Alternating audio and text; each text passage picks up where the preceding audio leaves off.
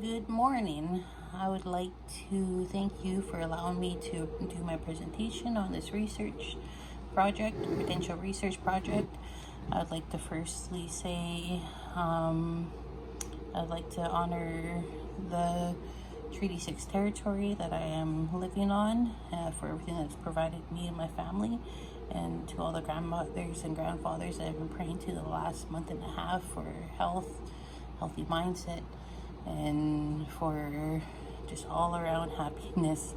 I'd like to start also by saying I did not write down on here what Indigenous genealogy, what area I'd like to do first. I was thinking of doing my own Treaty 8 territory first, and hopefully it would lead into more territories for me to do an Indigenous genealogy.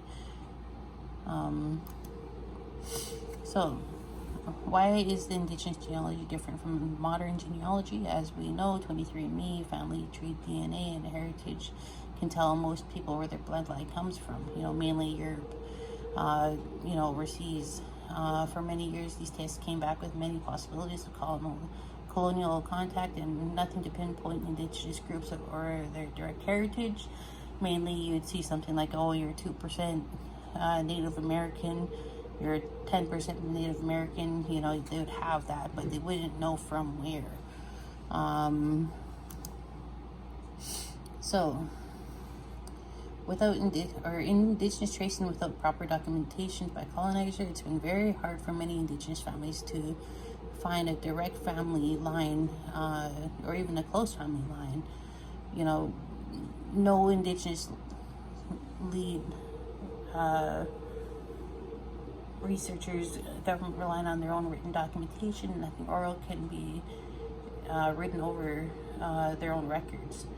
We have families that were lost in residential school. Many were separated from their grandparents, parents, and siblings. By oral history, what I wanted to show you is like in my own personal storyline. I just wanted to share with you. You see, this is my grandfather, Albert Potskin, and this is his father, Benjamin. And because the person, he was a Frenchman, he didn't understand my grandfather's, my great-great-grandfather of the last name Potskin, so he wrote his name down as Portiskin, or Portiskin. And here is Benjamin, his father, Paul Potskin. So it's like something simple as this that could have been corrected back in the early 1900s. This is an official document from early or late 1800s. My grandfather was born before the Treaty 8 signing.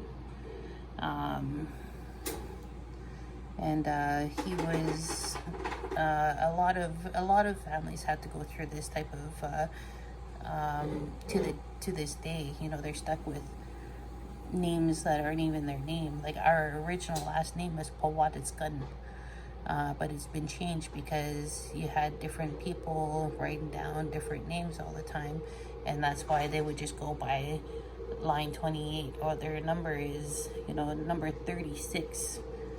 It wouldn't matter what their name was after that. After a while, they didn't want to correct their own mistakes. So Government of Canada versus Indigenous knowledge. Currently, Treaty Research Team in place is also known as the Treaty Aboriginal Rights Research Program, known as TAR, created in 1996. It is not Indigenous led, it's not Indigenous friendly. If you want any documentations, you will need to get a band council resolution, and it does get messy.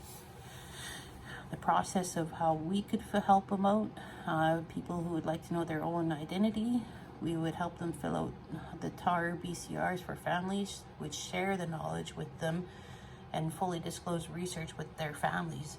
We would not hide it from them, and we'll help them as much as we can to connect to other families.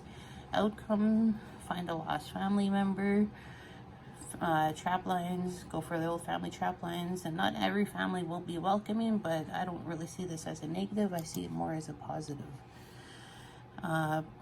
So just throughout the whole planning of this, the main source of, you know, separations of what happened through residential school and 60 scoop, you know, we'd have to start planning the future, or in helping them even, you know, maybe planning their summers.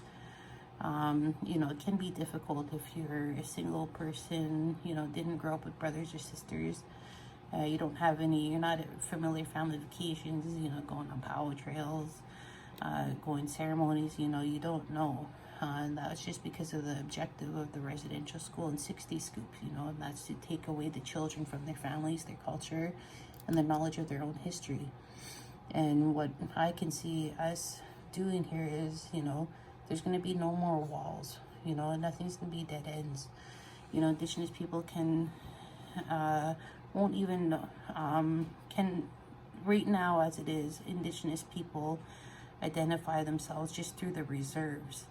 You know, you'll see people say, I'm from Drift Pile, I'm from Sunchild, you know, but really they're not, you know, they're from, that's just a place where they're stuck, you know, that's where we become, you know, little INAC Indians, you know, and we forget who we really are, we forget who our real family is, and that's why we can call each other like cousins, because, you know, we are related. So to conclude, the shared knowledge, the research completed by myself and fellow researchers will be accountable to the source and where it comes from. I will not hide anything of any nature. I'll make sure that everything's documented where I got it from, and I will share everything just so we can get more knowledge out there to assist families in connecting with their future families, and having them find their own way. Accountability with families' history isn't, you know, it's not a property an organization should keep or hide behind band council resolutions. You know, they're currently the TAR program, they do not share, you know, fully disclose everything about your whole family, because they feel that you have the right, if you don't like something, you can sue them. Which is, you know, it's not something that's theirs. It's not their knowledge to hide behind. Everything should be shared. And therefore, all the information we obtain, it's going to be 100% accessible. You will have it. It'll be in your arms, your family's arms, and whoever else needs to know. Thank you.